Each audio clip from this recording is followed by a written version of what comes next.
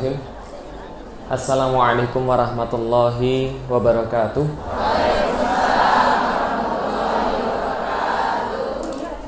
Alhamdulillahi rabbil alamin. Wassalatu wassalamu ala asrafil anbiya'i wal mursalin wa ala alihi wa sahbihi wa man da'a bida'watihi wa iltazamma bitariqatihi wa tarasama khutah wa jalal aqidatan islamiyatan asasan fikratih wa ahkama syar'iyatan miqyasani a'malih wa masdarani ahkamih. Ashhadu an la ilaha illallah wa ashhadu anna Muhammadan abduhu wa rasuluhu la nabiyya ba'da. Wa qala Allah ta'ala fil kitabihil karim, a'udzu billahi minasyaitonir rajim. Bismillahirrahmanirrahim. Syahrul Ramadan alladzi unzila fihi al-Qur'an huda linnasi wa bayyinatin minal huda wal furqan. Alhamdulillah, puji dan syukur senantiasa kita panjatkan kepada Allah Subhanahu wa taala. Alhamdulillah, pada pagi hari ini ibu-ibu sekalian yang dirahmati Allah dan juga bapak-bapaknya, Allah memberikan kita nikmat yang sangat baik sekali. Allah kumpulkan kita dalam kebaikan. Allah kumpulkan kita di majelis, yang di majelis itu Allah tugaskan malaikat yang tidak terhitung untuk menaungi kita dengan sayap-sayap mereka. Dan malaikat-malaikat itu senantiasa berada di atas kita, tidak beranjak sedikit pun sampai kita selesai bermajelis untuk melaporkan kepada Allah Subhanahu wa taala seluruh pinta-pinta kita kepada Allah. Maka dalam hadis qudsi itu disampaikan bahwa siapa yang meminta kepada Allah dijauhkan dari api neraka, maka Allah mengabulkannya. Siapapun yang meminta kepada Allah dimasukkan ke dalam surganya, maka Allah pasti mengabulkannya. Ada malaikat kemudian bertanya pada Allah, "Ya Allah, kami menyampaikan permintaan-permintaan dan Engkau kabulkan semua permintaan orang-orang di dalam majelis itu. Lalu bagaimana kalau seandainya ada orang yang datang, mereka tidak niatnya penuh untuk ikut majelis? Ada yang niatnya cuma pengen tahu, sambil lewat lihat kerumunan datang. Ada yang mungkin niatnya alhamdulillah ini dapat sarapan gratis misalnya, datang. Ada yang niatnya itu cuma untuk tidur, bisa, karena majelis itu paling enak untuk tidur misalnya. Kalau bapak-bapak paling enak tidur sholat Jumat, nah majelis itu kalau bagi ibu-ibu paling enak tidur. Nah gimana kalau ada orang-orang semisal ini, ya Allah? Allah katakan mereka juga dapat hal yang sama. Jadi walaupun niat mereka tidak penuh, walaupun mereka tidur, walaupun mereka cuma nyari makan, selama mereka duduk dalam majelis itu, mereka dapat apapun yang diminta di majelis itu. Kenapa? Karena kata Allah, di majelis yang disebut nama-nama Allah, yang di majelis yang kemudian mengingat pada Allah Subhanahu wa taala, tidak ada doror di situ, tidak ada kejelekan di situ, maka Allah akan mengabulkan bahkan kalau ada orang yang tidur. Jadi tidur itu nggak dosa ibu-ibu sekalian di majelis. Bahkan pahalanya double. Kenapa? Karena tidur karena Allah itu pahala. Mendengarkan kajian itu pahala. Berarti tidur sampai mendengarkan pengajian pahalanya double. Bagus. Kalau sekali-kali nggak apa-apa. Lah kalau tidur terus itu cacingan. Paham ya sekalian? Salat dan salam semoga tercurah dan terlimpahkan kepada Rasulullah Sallallahu Alaihi Wasallam, manusia mulia yang senantiasa kita junjung tinggi namanya. Ketika kita menyebut namanya, lalu kemudian membuncah kerinduan kita di dalam hati untuk berjumpa dengan beliau. Andaikan seorang istri begitu menyayangi suaminya, andaikan seorang ibu begitu menyayangi anaknya, maka tidak terbayang bagaimana kecintaan kita pada orang yang dicintai paling besar oleh Allah Subhanahu wa taala. Bagaimana kemudian perasaan kita ketika berjumpa dengan Rasulullah Sallallahu Alaihi Wasallam. Maka ketika kita menyebutkan nama beliau Muhammad Sallallahu Alaihi Wasallam, maka kita senantiasa bersolawat kepada beliau, mendoakan beliau, bukan untuk apa-apa, bukan untuk kepentingan beliau, tapi kita berusaha untuk kenal dengan beliau agar ketika nanti di hari yaumil kiamat kita disamperi oleh beliau, kita dikenali sebagai bagian umat beliau, tidak hanya mengucapkan bahwa kami umatnya Nabi Muhammad, tapi Nabi Muhammad juga mengenali kita sebagai umatnya. Mudah-mudahan di hari itu ibu-ibu, saya, bapak-bapak semuanya dikumpulkan dalam barisan-barisan di belakang Rasulullah Sallallahu Alaihi Wasallam. Kemudian kita bersama-sama mengikuti beliau untuk dituntun kepada surganya Allah. lalu kemudian minum daripada telaganya, lalu bersama-sama dengan beliau ditempatkan dalam surga yang sama, memandang wajah Allah, dan tidak ada lagi kenikmatan dan kebahagiaan melebihi daripada hari itu, dan mudah-mudahan kita masuk surganya bersama-sama. Amin. Alhamdulillah, ibu-ibu sekalian sudah dirahmati Allah dan juga bapak-bapaknya, wabil khusus panitia-panitia yang sudah menyampaikan kepada saya ada beberapa hal yang mungkin tidak kita inginkan 2 hari yang lalu itu. Alhamdulillah saya sangat mengapresiasi. Jadi saya secara pribadi saya sangat mengapresiasi pada teman-teman sekalian yang menginginkan untuk mengkaji Islam, yang menginginkan untuk mengetahui tentang Islam. Ada satu hal yang orang-orang lupa ketika mereka melihat sejarah. Mungkin mereka bukan lupa, tapi mereka memang nggak pernah tahu tentang sejarah. Tapi kalau bapak ibu baca tentang sejarah, maka mereka akan tahu bahwa yang namanya Islam itu semakin ditekan semakin akan naik. Bahwa yang namanya kebenaran itu semakin dia dilarang akan semakin dicari oleh orang. Ini adalah satu kejadian, satu sunnatullah yang memang Allah katakan di dalam Al-Quran. Yuriduna liyutfi'u nurullahi biafwahihim. Orang-orang yang tidak suka dengan Islam itu berusaha untuk memadamkan cahaya-cahaya Allah dengan mulut-mulut mereka. Wallahu mutimmu nurihi walau karihal kafirun. Dan Allah bahkan akan menyempurnakan cahayanya walaupun orang-orang itu tidak menyukai. Artinya adalah apa? Allah yang punya urusan ini. Yang punya urusan ini bukan Felix Xiao. Felix Xiao itu cuma salah satu yang digunakan oleh Allah. Felix Xiao mati, Felix Xiao nggak ada, Islam nggak akan berpengaruh apa-apa. Sebelum kita sudah ada banyak ulama yang lebih hebat daripada kita. Ada Buya Hamka, ada Buya Nasir gitu kan ya. Mereka sudah nggak ada, Allah gantikan dengan orang-orang yang agak bodoh tapi lumayan lah gitu kan ya. Agak bodoh tapi terlanjur terkenal kayak saya misalnya digantikan. Tapi lumayan lah. Artinya Allah pasti akan terus-menerus mengganti orang-orang yang mencintai Allah itu terus-menerus akan ada setiap zaman dan tidak akan pernah berakhir. Artinya kalau mereka berusaha untuk memadamkan cahaya Allah, mereka berada di tempat yang salah. Bahkan ketika seorang budak hitam seperti Bilal yang rambutnya itu keriting, itu kalau ditarik lurus dilepas keriting lagi. Nah, tapi orang kayak begitu ketika dia kemudian dipaksa untuk keluar daripada Islam, ditimpa perutnya dengan batu panas, yang terjadi setelah itu adalah justru Islam bertambah naik. Nah, maka ini sunnatullah di dalam Islam. Semakin ditekan, semakin banyak orang yang kemudian ingin tahu. Semakin dilarang, semakin banyak orang pengen tahu juga tentang apa yang namanya agama Islam itu. Dan zaman sekarang teman-teman sekalian, ibu-ibu sekalian, jangan heran. Kenapa jangan heran? Memang sudah waktunya. Memang sudah waktunya situasi kayak begini. Memang sudah waktunya situasi di mana kita itu menghadapi mungkin bukan lagi daripada orang yang gak suka dengan Islam. Kadang-kadang dunia ini sudah kewolak-walik kalau kata orang Jawa. Terbolak-balik. Bapak saya itu bukan muslim, tapi sama sekali nggak pernah ngalangin saya untuk ngisi pengajian. Bapak saya itu bukan muslim, tapi dia beliin mobil saya di depan itu. Dia beliin rumah saya yang ada di Kalideres itu. Dia mengumrohkan saya pada tahun 2011 bersama dengan istri saya. Nah, ketika kemarin saya ke Jogja, itu juga sama. Bapak saya nelpon, "Lik, gimana kejadian di situ? Aman atau tidak?" "Aman, Pi, alhamdulillah." Kemarin di Jogja itu berkumpul kurang lebih 20.000 sampai 30.000 orang untuk kemudian mendengarkan persatuan Islam di situ. Jadi saya baru datang dari sana, acaranya 16 sampai 18, tapi saya harus pulang tadi subuh untuk amanah di sini. Nah, tapi yang saya tinggalkan tuh Masya Allah, 2 hari itu saya nangis ibu-ibu sekalian. Persis kayak kita ngelihat 212 411. Kenapa? Karena itu, jadi gini ibu-ibu sekalian, ada kerinduan di dalam hati kita yang kadang-kadang kita tuh mungkin juga nggak tahu kalau kita rindu situasi seperti itu. Tapi pas kita pergi ke 411, 212, kita pergi ke sana, orang-orang bilang kita kemarahan. Orang-orang bilang kan kita marah kan ya. Orang-orang bilang kita pengen kemudian agar penista agama tuh dihukum. Enggak gitu juga sebenarnya. Orang-orang yang datang di 411, 212, kenapa mereka banyak yang nangis? Karena di dalam hati mereka tuh nggak ada urusan sebenarnya dengan penista agama itu. Penista agama itu memang harus dihukum, tapi yang ada di dalam hati mereka ternyata kerinduan untuk bersatu. Ketika mereka banyak turun ke situ, mereka lihat, ya Allah, ini kan orangnya organisasi ini kan organisasi ini kan gerakan ini kan gerakan itu. Tiba-tiba semuanya tumpah ke jalan, semuanya kemudian saling senyum satu sama lain, bahkan semuanya ngasih makanan satu sama lain. 212 itu saya jalan dari Kalideres sampai ke Monas, 17 km. Itu sebelum pinggang saya encok kayak sekarang ibu sekalian. Nah itu Masya Allah, setiap jalan 300 meter itu ada mobil parkir di sebelah kiri nawarin makanan.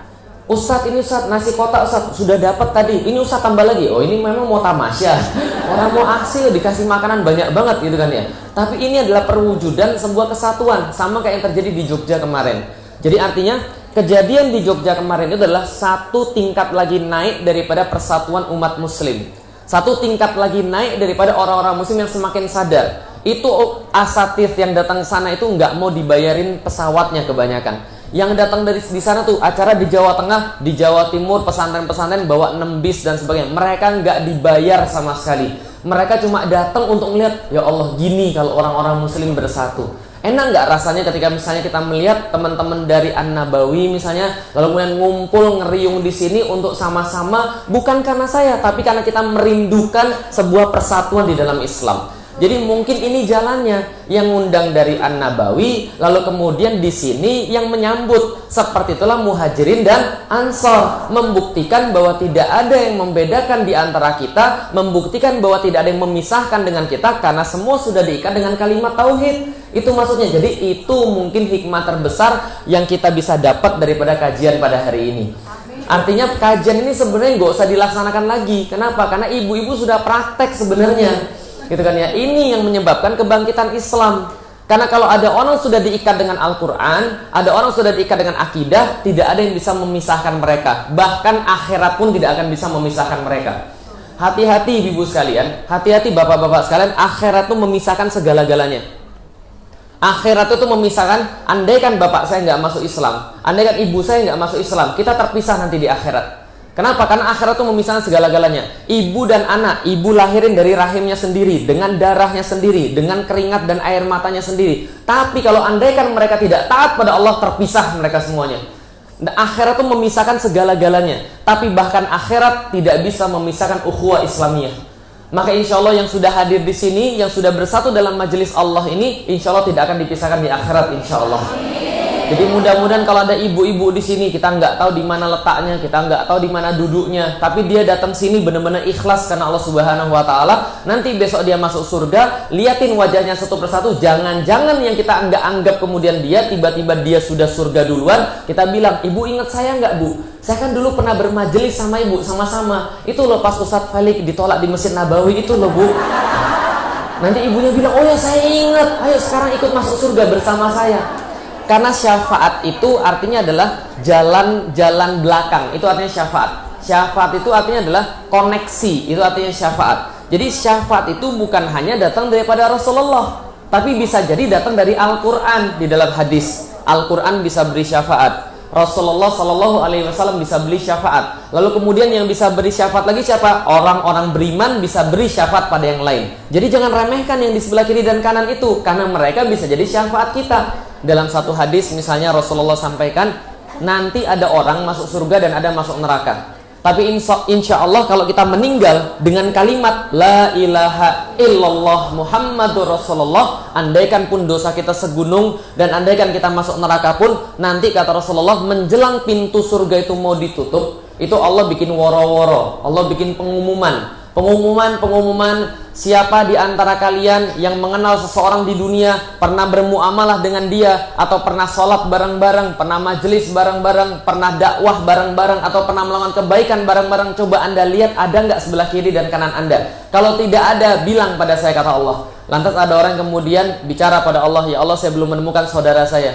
Di dunia dia bareng-bareng saya puasa, di dunia bareng-bareng saya sholat ya Allah, di dunia bareng-bareng saya sedekah ya Allah, tapi saya nggak menemukan saudara saya di sini. Maka Allah bilang, kamu dikasih kesempatan, cari dia di neraka.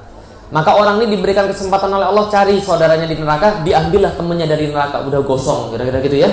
Lalu kemudian diajaknya untuk masuk pada surganya Allah. Kenapa? Karena pernah bermajelis dengan dia dengan majelis-majelis kebaikan, pernah saling mengingatkan tentang kebaikan selama di dunia. Jadi dakwah itu jangan baper. Artinya dakwah itu ya sudah dakwah saja. Jangan pernah menilai orang dari orangnya, karena orang bisa berubah. Yang hari ini tidak setuju dengan pengajian, besok bisa jadi akan jadi orang yang benar-benar akan paling keras untuk mengadakan pengajian. Bisa jadi, didoakan saja. Semoga orang itu dapat hidayah. Jangan didoakan jelek. Kalau didoakan jelek nggak ada bedanya kita sama setan. Paham ibu sekalian? Setan pengen orang masuk neraka. Lah kalau kita juga pengen orang masuk neraka, apa bedanya kita sama setan? Maka majelis ilmu itu adalah rasa cinta. Rasa cinta itu yang nanti akan mengakibatkan kita punya syafaat pada mukmin yang lain. Saya dipahami sekalian? Jadi kalau ngaji, yang namanya ngaji itu harusnya memperbaiki akhlak, memperbaiki perilaku kita dengan orang muslim. Yang awalnya suka ngerasanin orang, jadi berkurang ngerasanin orangnya. Yang awalnya suka kemudian suka berprasangka buruk pada orang lain, setelah ngaji jadi nggak berprasangka buruk. Lah kalau pengajian membuat Anda jadi benci dengan kelompok yang lain, fitnah kelompok yang lain, lalu tuduh kelompok yang lain, maka saatnya 2019 ganti pengajian, gitu kan ya. Cari pengajian yang baik, cari pengajian yang serius, yang benar-benar berlandaskan Quran dan Sunnah. Artinya pengajian yang buat kita baik bertetangga dengan orang yang lain. Kadang-kadang ada pengajian yang sebaliknya. Selesai pengajian tuh dia malah kemudian merasa nggak nyaman gitu loh, maksudnya. Ada teman saya, ini orangnya ada dan orangnya langsung ngomong ke saya. Jadi gini, dia ikut satu pengajian, selesai pengajian itu dia nggak mau main sama teman-temannya lagi yang lama dia main. Jadi gini, sebelum dia ngaji, motoran sama teman-temannya touring, pergi ke seluruh Jawa. Setelah selesai pengajian, dia nggak mau lagi temenan sama teman-temannya itu. Lah kenapa? Dibilang, oh kamu tidak seperti saya, kamu banyak melakukan bid'ah, saya nggak mau temenan sama kamu. Nah ini pengajian kayak begini. Atau kemudian ketika dia datang ke masjid, ini terjadi beneran. Dia sholat Allahu Akbar dan dia bilang, Ustaz tahu nggak ketika saya takbir yang saya pikirin apa? Yang saya pikirin bukan Allah, yang saya pikirin Allahu Akbar. Lihat mana yang cingkrang, mana yang tidak. Dia dihitung kesalahan Al-Fatihah imamnya ada 23 biji misalnya gitu kan ya. Nah, sholatnya tidak terhubungkan dengan Allah. Artinya dia sibuk mencari kesalahan orang lain. Tapi ada orang-orang yang baru mau baik, ibu sekalian, kerudung aja belum benar, gitu kan ya. Fatihahnya mungkin nggak benar, tapi dalam hatinya, ya Allah, aku pengen benar, aku telat jadi baik, ya Allah. Semua orang sudah lebih hebat daripada aku. Kenapa aku lambat dan bodoh banget dalam memahami agamamu? Orang kayak gini insya Allah surganya Allah. Kenapa? Karena dia benar-benar mau mendekat pada Allah. Pikirannya Allah, Allah, Allah. Dan dia nggak sempat berprasangka buruk pada orang lain. Inilah orang-orang yang dijamin surganya Allah. Ingat ibu-ibu sekalian, ada orang masuk surga karena sholatnya banyak. Ada orang masuk surga karena puasanya banyak. Ada orang masuk surga karena sedekahnya banyak. Tapi ada orang yang yang jarang tahajud. Ada orang yang jarang puasa Senin Kemis. Ada orang yang sedekah aja nggak ada karena uang bulanannya nunggak misalnya gitu kan ya. Tapi dia bisa masuk surga Allah setelah diselidiki oleh para sahabat. Kenapa? Dia tidak pernah berprasangka buruk pada saudaranya. Dia senantiasa berprasangka baik pada saudaranya. Dalam hatinya kayaknya ibu ini lebih hebat daripada saya. Ini ibu ini sudah duluan ngaji daripada saya. Ini ibu ini kerudungnya lebih bagus daripada saya. Ini ibu ini lebih banyak ngajarin TPA daripada saya. Dia melihat kebaikan dan gak bisa melihat keburukan pada orang. Berbahagialah orang-orang kayak gitu. Nah terus materinya apa Ustaz? Materinya tentang Al-Quran dan kebangkitan. Jadi tadi itu bukan materi, tadi pendahuluan aja. Wah ya sekali. Jelas ya tentang itu ya. Jadi insya Allah yang kejadian kemarin kita doakan saja, mudah-mudahan semuanya bisa berlangsung dengan baik. Nah perkara nanti pekan depan Ustadz Fatih Karim ngisi di sana, ya kalau muridnya aja nggak bisa ngisi, apalagi gurunya, gitu kan ya. Ya mudah-mudahan lah kita doakan ya, mudah-mudahan bisa insya Allah. Baik kalau itu ibu sekalian, ini adalah tentang Al-Quran. Sebelumnya ketika berbicara tentang Al-Quran ini, ada sesuatu hal yang sangat menarik yang saya perlu sampaikan. Ini pelajaran sejarah sekaligus pelajaran Al-Quran. Nah, jadi ada satu yang menarik. Ibu-ibu, kalau saya mau nanya pada ibu-ibu dan bapak-bapak, andaikan ada satu nabi yang paling mirip dengan ajaran Islam, kira-kira itu nabi apa? Selain Nabi Muhammad. Oke, ada 3 pilihan. Ibrahim, Musa, Isa. Pilih mana? Nah, yang lihat Ibrahim ya Ibrahim. Oke, Ibrahim, Musa, Isa. Yang mana yang paling mirip dengan Islam? Oke, saya uji. Yang ngomong Ibrahim, angkat tangan. Yang Musa. Yang Isa. Oke, baik, terima kasih. Rasulullah bilang bahwa teman yang paling dekat dengan orang Muslim adalah orang Nasrani. Berarti Nabi Isa? Bukan. Tapi yang paling dekat dengan agama Islam, tidak lain dan tidak bukan adalah namanya siapa? Nabi Ibrahim. Buktinya apa? Lihat. Ketika kita bertahiyat, yang kita doakan adalah Rasulullah Sallallahu Alaihi Wasallam. Allahumma sholli ala Pakai Sayyidina atau tidak? Oke, mau pakai boleh, mau tidak boleh. Yang nggak boleh nggak sholat, jelas ya? Oke. Allahumma sholli ala Sayyidina Muhammad wa ala ali Sayyidina Muhammad kama sholaita ala. Setiap kita bersalawat kepada Rasulullah Muhammad, maka kita bersalawat kepada Ibrahim. Setiap kita mendoakan barokah kepada Nabi Muhammad, maka kita mendoakan barokah kepada Nabi Ibrahim. Berarti Nabi Ibrahim ini kita sebut sama kayak Nabi Muhammad, karena dia lengket dengan Nabi Muhammad. Maka agama ini paling mirip dengan agama Nabi Ibrahim. Contohnya lagi, suatu saat Rasulullah Shallallahu Alaihi Wasallam pernah Isra dan Mi'raj. Ketika Isra dan Mi'raj bertemu dengan para nabi-nabi yang lalu kemudian Rasul ceritakan pada para sahabat. Kalian mau tahu nggak Isa itu wajahnya kayak apa? Rasul katakan, Isa itu mirip dengan sahabat ini namanya. Mirip dengan seorang yang ada di zaman Rasul namanya ini. Lah kenapa? Karena rambutnya itu agak ikal. Lalu kemudian kelihatan kayak abis wudhu gitu kan ya, rambutnya basah-basah dikit, lalu kemudian wajahnya basah-basah dikit dan ganteng. Itu Nabi Isa, kata Rasulullah. Lalu kemudian yang kedua, kalau kalian mau lihat Nabi Musa, maka lihatlah Bani Syanu'ah, kata Rasulullah. Itu Bani Syanu'ah itu badannya keker, badannya tegap, six pack gitu kan ya. Nah, tadi siapa tadi yang ibu yang tadi ini suaminya DKM tadi?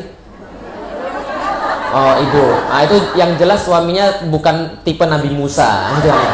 Itu suaminya bukan 6 pack tapi 6 month gitu kan ya, 6 bulan gitu kan ya. Nah, kalau Nabi Musa tuh 6 pack, saya juga enggak masalahnya gitu kan ya. Jadi sangat-sangat badannya kekar, besar, kekar dan kulitnya sawo mateng, kata Rasulullah. Ini adalah Musa, kuat, kekar, dan itulah kenapa Musa itu pas misahin orang bertengkar aja yang dipisahin mati gitu kan ya. Jadi, jangan berantem, mati ternyata cuma gitu doang.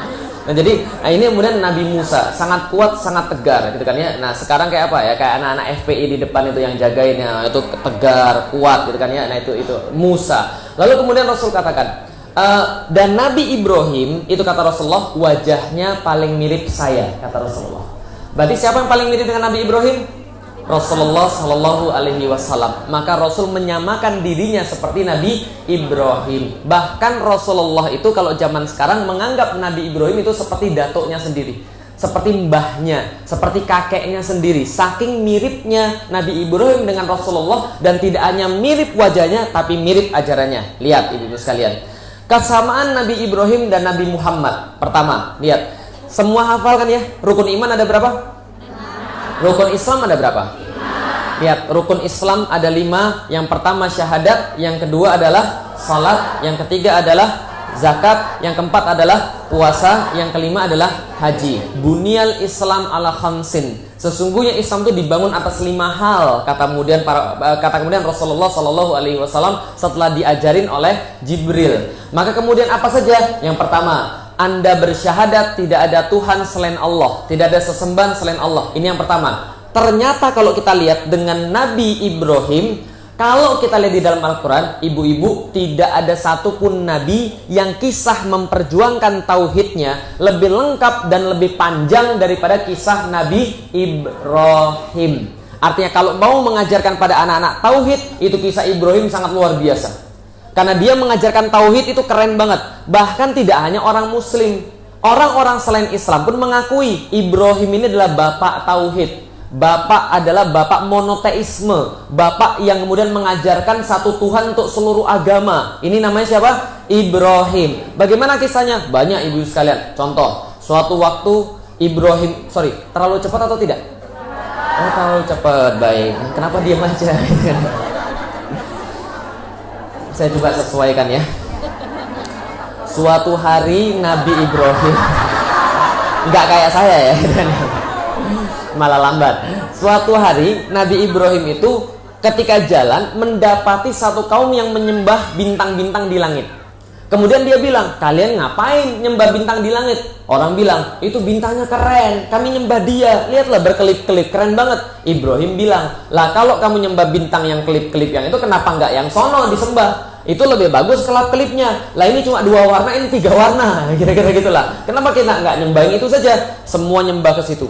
Lalu kemudian Ibrahim bilang, ketika sudah nyembah ke situ, Ibrahim bilang, kenapa kita nggak nyembah bulan saja? Bulan lebih besar, bulan lebih keren. Kenapa kita nggak nyembah bulan? Akhirnya mereka bilang, iya ya, kenapa kita nggak nyembah bulan? Mereka nyembah bulan. Setelah mereka nyembah bulan, Ibrahim bilang lagi, kenapa nggak matahari aja? Matahari lebih besar, lebih bersinar. Mereka nyembah matahari. Ketika matahari turun, kemudian Ibrahim bilang, saya nggak suka yang terbenam. Sekarang kita sembah Allah saja yang menciptakan segala macam ini. Sebagian menyembah Allah, sebagian tetap kafir. Itu adalah contoh cerita Ibrahim memperkenalkan tauhid. Di Indonesia dikenalnya itu cerita Ibrahim mencari Tuhan. Salah. Ibrahim sebelum cerita itu sudah punya Allah, sudah punya akidah. Dia lagi ngajarin orang bertahap. Kamu ngapain? Saya nyembahnya ini. Oh, kenapa nggak nyembah ini aja sekalian? Oh, ketika sudah nyembah ini, diarahkan lama-lama, diarahkan pada penyembahan terhadap Allah. Maka kadang-kadang dakwah tuh nggak bisa langsung, gitu loh maksudnya. Kadang-kadang harus dibawa sedikit demi sedikit, sedikit demi sedikit, baru kemudian diperkenalkan Allah. Lain lagi, ada cerita lain. Ibrahim balik kampungnya mendapati orang-orang di kampungnya parah. Bapaknya, pamannya, adiknya, semuanya nyembah patung. Bayangkan, nyembah patung. Ibrahim berkata, ma hadhihi tamathilul lati antum laha akifun. Wahai paman, wahai bapak, wahai adik-adik, wahai kakak-kakak, ngapain kalian nyembah patung yang nggak bisa ngapa-ngapain? Apa jawab mereka? Wajadna aba'ana laha abidin. Ibrahim, jangan macam-macam. Kami sudah melakukan ini dari zaman nenek moyang. Jangan diprotes. Kalau kamu protes, kamu kualat. Lalu kemudian Ibrahim bilang, nanti saya akan buat rencana pada sesembahan-sesembahanmu. Apa yang oleh Ibrahim? Yang dilakukan Ibrahim, dia mikir. Malam-malam ketika semuanya tidur, Ibrahim ambil kapak, dikapai seluruh kemudian patung-patung itu. Semuanya habis dikapain, ditinggalin yang paling gede, dikalungin kapaknya pada yang paling gede. Besok pagi orang bangun kaget, sesembahan kita mati semua, hancur semua. Kerjaan siapa ini? Ada orang satu bilang, oh ini kayaknya kerjanya Ibrahim ini. Kenapa kamu tahu begitu? Ibrahim dari kemarin nafsu banget pengen ngancurin patung-patung kita. Serius? Oke, panggil Ibrahim. Namrud manggil Ibrahim. Lalu Ibrahim di depan, dia sudah siap-siap dengan alibi. Ya, jadi dia berkata kemudian, Ibrahim, kenapa kemudian kamu ngancurin? Ibrahim bilang, siapa yang ngancurin patung? Lah, kamu pasti yang ngancurin patung, kemarin dilihat. Ibrahim berkata begini, kalau kamu mau lihat siapa yang ngancurin patung, lihat aja, itu ternyata ada satu patung yang masih tersisa. Dia pasti menyaksikan semuanya di malam itu. Karena dia kapak pegang juga dia. Kalau polisi bilang, kalau mau cari yang salah, lihat barang buktinya dan lihat motifnya. Barang buktinya ada di dia. Dan motifnya, mungkin dia iri, dia paling besar, tapi kalian nyembah yang lain yang kecil-kecil. Makanya dia ngancurin yang kecil-kecil. Langsung orang-orang bilang, dasar bodoh kamu Ibrahim. Yang namanya patung mana bisa dia lihat, mana bisa dia dengar, mana bisa dia ngancurin patung yang lain. Dia gerak aja nggak bisa, makan aja nggak bisa. Kok kamu nuduh patungnya? Ibrahim bilang, kalau kamu bilang saya bodoh, apalagi nyembah patung. Paham sekalian? Kamu bilang saya bodoh karena saya bilang patung yang bisa menyaksikan. Kalian bilang bahwa dia nggak bisa nyaksiin, dia nggak bisa makan, dia nggak bisa minum, dia nggak bisa ngancurin yang lain. Lah masih disembah. Paham ibu sekalian? Maka gara-gara itu pelajarannya apa? Menang debat belum tentu selamat. Paham ibu sekalian? Dibakar dia. Makanya debat itu jangan sering-sering debat. Kenapa? Menang debat itu belum tentu selamat. Nah ketika kemudian dibakar nggak mempan, akhirnya sebagian masyarakat beriman, sebagian tetap kufur. Tapi yang pengen saya kasih pelajarannya, lihat poin pertama. Oh belum tadi. Ingat tadi poin pertama, syahadat. Tentang tauhid, bahwa Rasulullah Shallallahu Alaihi Wasallam itu mengajarkan tauhid, begitupun juga dengan Nabi Ibrahim. Yang pertama itu adalah syahadat. Yang kedua apa? Salat. Nabi Ibrahim salat nggak? Nabi Ibrahim salat nggak? Yakin? Betul. Di dalam Al-Quran, ketika Ibrahim meninggikan kaidah-kaidah Ka'bah, meninggikan dasar-dasar Ka'bah, setelah meninggikan dasar-dasar Ka'bah, Ibrahim salat. Makanya itu semua diabadikan oleh Al-Quran dan menjadi salah satu sunnah ketika kita selesai tawaf. Ada yang sudah pernah umroh? Ada. Siapa yang belum umroh? Insya Allah saya doain mudah-mudahan seumur hidup sekali aja minimal umroh. Amin.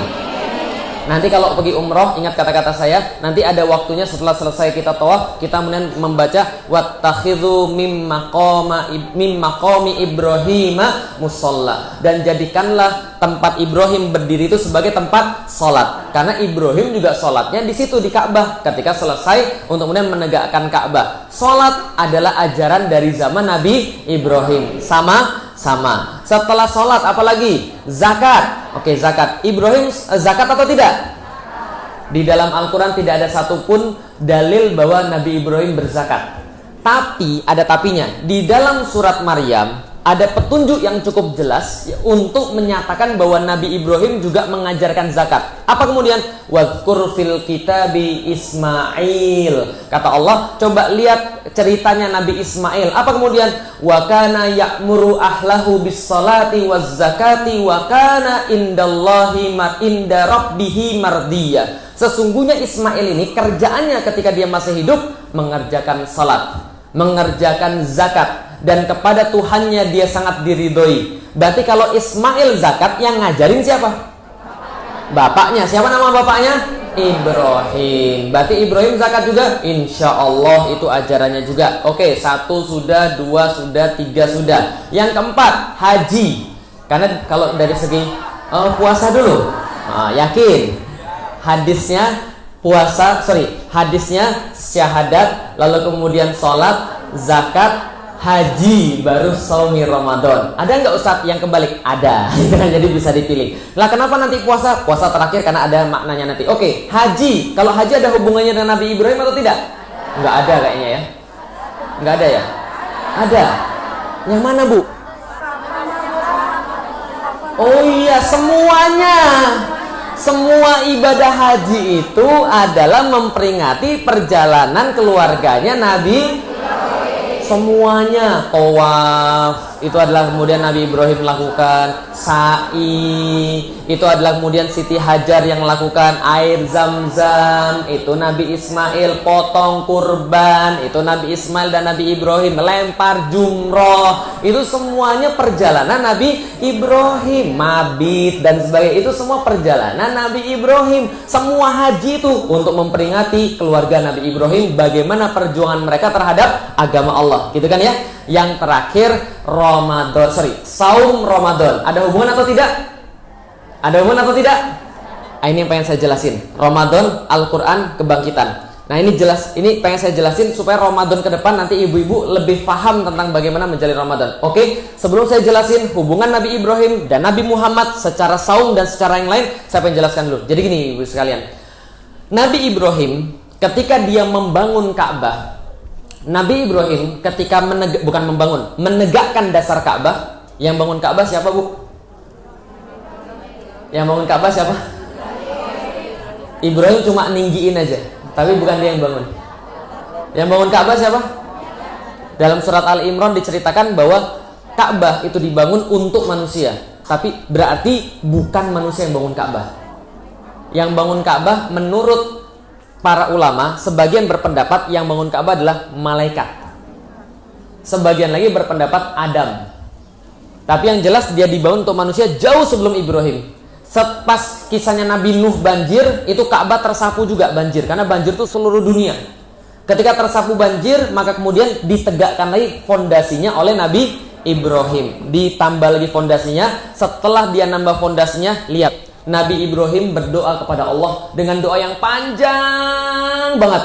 Anda bisa baca di surat Al-Baqarah. Dia minta, ya Allah, kasih orang-orang di sini buah-buahan. Ya Allah, keturunan saya kasih beriman semua ya Allah. Ya Allah, jadikan negeri ini barokah. Ya Allah, jadikan ini negeri ini baldatun thayyibatun wa rabbul ghafur dan seterusnya. Jadikan tempat itu sebagai tempat yang manfaat dan seterusnya. Dan di antara doa-doanya yang panjang itu, ibu-ibu sekalian, ada satu doa yang paling penting yang beliau sampaikan di dalam doa itu, yaitu dalam surat Al-Baqarah ayat 129 yang di atas. Ini surat Al-Baqarah 129. Pelajaran hari ini banyak banget. Kalau numpuk di sini mohon maaf ya. Tapi banyak banget. Tapi saya pengen berbagi supaya nanti ibu-ibu setelah ini minimal tahu satu intinya apa. Nanti saya kasih intinya. Jadi ini pelajarannya. Kalau nggak bisa ditangkap nggak apa-apa, skip aja. Kalau bisa ditangkap, alhamdulillah. Di atas doa Nabi Ibrahim yang paling penting ketika selesai menegakkan Ka'bah. Apa doanya? Rabbana wa ba'ath fihim rasulam minhum yatlu alaihim ayatika wa yu'allimuhumul kitaba wal hikmah wa yuzakkihim. Lihat doa Nabi Ibrahim. Ya Allah, utus di antara anak-anak mereka ini, yaitu adalah anak-anak keturunanku, dari segi orang-orang yang tinggal di sekitar Ka'bah, seorang rasul untuk seluruh manusia. Seorang rasul untuk seluruh manusia. Yatlu alaihim ayatihi, ayatika, yang membacakan pada semua manusia ayat-ayatmu ya Allah. Lalu kemudian wa yu'allimuhumul kitaba wal hikmah, dan mengajarkan Al-Qur'an dan sunnah, wa yuzakkihim, dan mensucikan mereka. Ini doa Nabi Ibrahim setelah membangun Ka'bah, setelah meninggikan Ka'bah. Berarti doanya untuk semua, untuk siapa? Seluruh manusia. Sampai nanti ada satu rasul yang akan menyelesaikan tugasnya. Kenapa? Lihat, Nabi Ibrahim dan nabi yang lainnya beda. Apa bedanya? Oke, masih siap menampung pelajaran? Oke. Ibrahim itu bapaknya orang-orang semua. Ibrahim punya anak namanya Ishak dan Ismail. Yang mana yang tua, yang mana yang muda? Yang bilang Ismail yang tua, yang bilang Ishak yang tua, yang nggak tahu. Yang tua Ismail atau Ishak? Yang tua Ismail. Ibunya Ismail siapa? Hajar. Ibunya Ishak siapa? Sarah. Siapa yang bini tua, siapa yang bini muda? Yang bini tua Sarah atau Hajar? Bini tuanya Hajar, bini mudanya Sarah. Bini tuanya Sarah, bini mudanya Hajar. Artinya gini, Ibrahim menikahi Sarah, belum dapat anak. Ketika belum dapat anak, maka Sarah meminta Ibrahim untuk menikahi Hajar, yang dijadikan hadiah dari Raja Mesir kepada dia. Setelah menikahi Sarah, berdoa pada Allah, akhirnya hamil. Setelah hamil, anaknya namanya Ismail. Ismail tua, Ishak yang muda, gitu kan ya? Kalau gitu lihat, Ismail ini anak-anaknya itu nggak ada yang jadi nabi semuanya. Sedangkan Ishak ini nanti punya anak namanya Yakub. Anaknya nama siapa? Yakub. Yakub punya anak ada 12 yang terkenal dengan nama Bani Israel. Kenapa namanya Bani Israel? Karena Yakub punya gelar Israel. Contoh, gelarnya Nabi Muhammad Al-Amin, gelarnya Nabi Ibrahim Khalilullah, gelarnya Yakub Israel, artinya kekasih Allah. Itu Israel. Israel punya 12 anak. Israel atau Yakub punya 12 anak. Yang paling ganteng namanya, oh, kalau itu ibu-ibu tahu. Jelas ya? Benar Yusuf paling ganteng, Bu? Yakin Yusuf paling ganteng? Ternyata ada hadis yang mengatakan bahwa Rasulullah ditanya, "Ya Rasul, seberapa gantengnya Yusuf?" Kata Rasulullah, "Gantengnya Yusuf itu setengahnya Adam." Makanya jadi doanya diganti. Gitu ya. Doanya jadi gantengnya Yusuf setengahnya Adam. Kalau gitu ditanya, kalau Yusuf dibandingkan sama kamu ya Rasulullah, maka Rasul bilang, kalau Yusuf kayak matahari, maka aku kayak rembulan. Ibu-ibu lebih suka matahari atau rembulan? Kenapa bisa begitu? Matahari itu ya, kalau muncul yang lain hilang. Ya, jadi kalau malam itu ya ada bulan, ada kemudian bintang, matahari sekali muncul, yang lain hilang, ketutup cahaya matahari. Tapi kalau bulan itu kalau muncul itu mengendorse yang lain.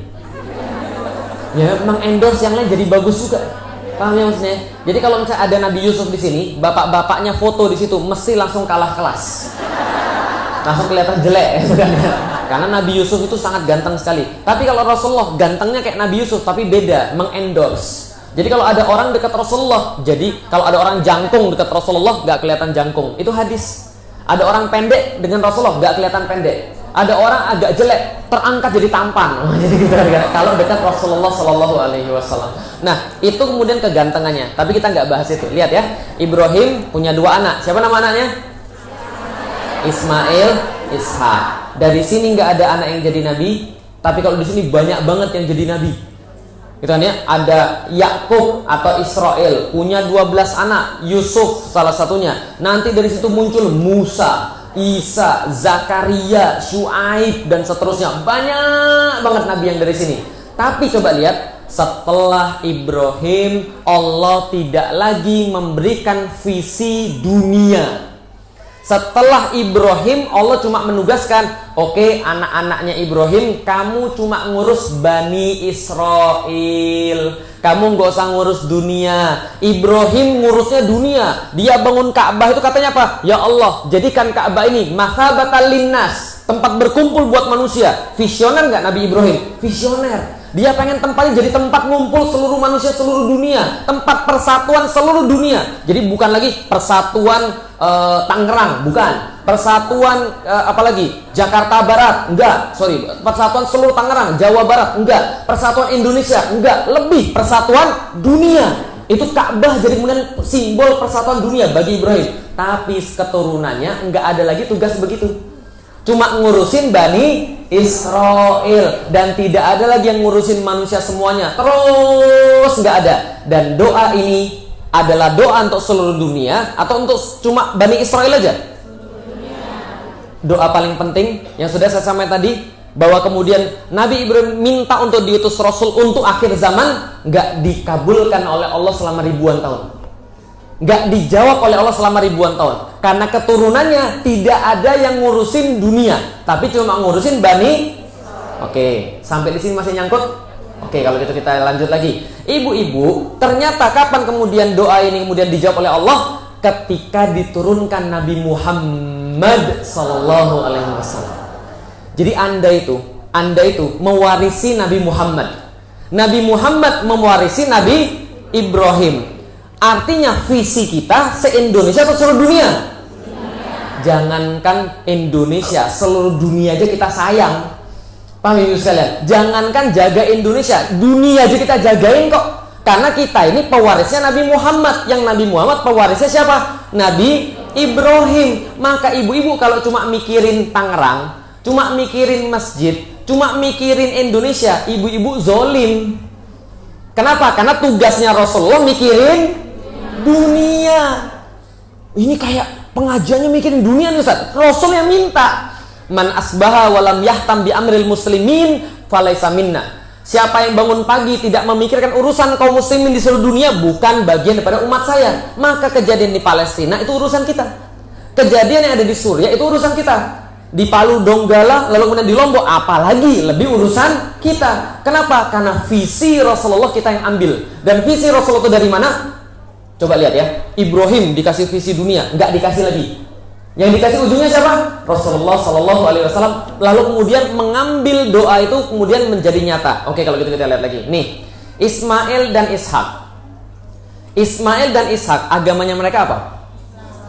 Agamanya mereka apa? Islam, yakin?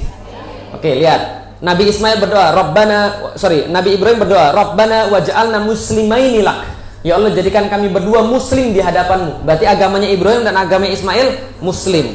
Qalu na'budu ila, ini jawabannya anak-anak Yakub ketika ditanya kepada siapa kalian beribadah setelah Yakub mau meninggal. Mereka jawab, qalu 12-12-nya berkata, na'budu ilahaka wa ilaha abaik.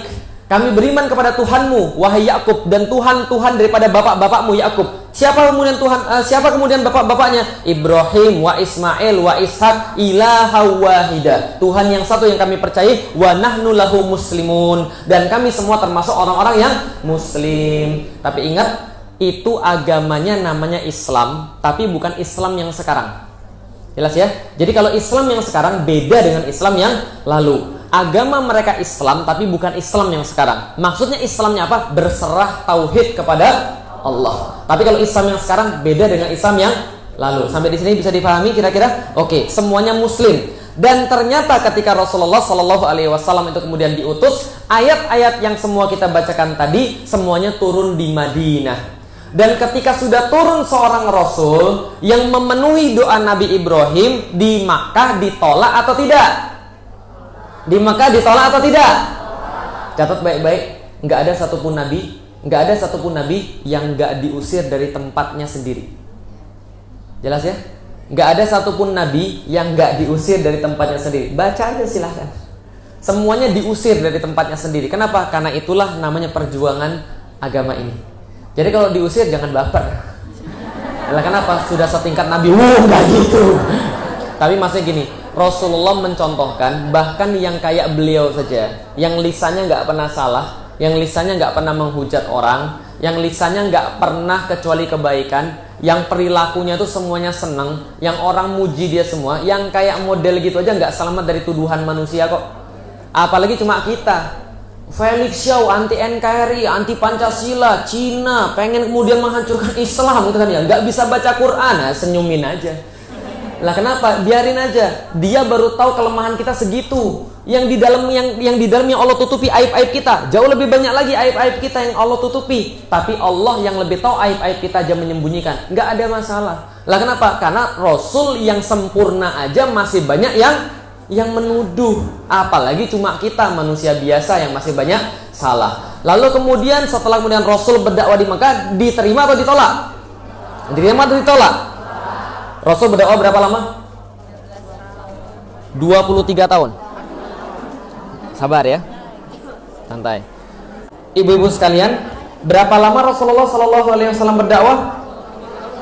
Berapa tahun? 23 tahun berdakwah. Rasulullah menerima wahyu umur 40, Rasulullah meninggal umur 63. Berarti berapa tahun berdakwah? 13 tahun beliau berdakwah. Baginya gimana? 13 tahun di Mekah dan 10 tahun di Madinah. Dan 13 tahun berdakwah di Mekah itu beliau dihujat habis-habisan. Bayangkan ibu-ibu sekalian, di tempat lahirnya sendiri, di tempat beliau dikatakan Al-Amin, di tempat ketika beliau lahir, Abu Lahab itu nyembelih banyak sekali hewan kurban. Kenapa? Untuk merayakan kelahiran Nabi Muhammad. Tapi begitu beliau jadi nabi, mendadak semuanya nggak suka sama dia. Bukan nggak suka sama dia sih, tapi nggak suka dengan apa yang dia bawa, yaitu adalah Islam. Maka 13 tahun beliau berdakwah, di ujung-ujung beliau berdakwah, orang-orang justru jadi keras kepala kuadrat. Jadi apa ibu sekalian? Keras kepala kuadrat. Makanya kalau orang-orang Mekah namanya jahiliyah. Tahu arti jahiliyah?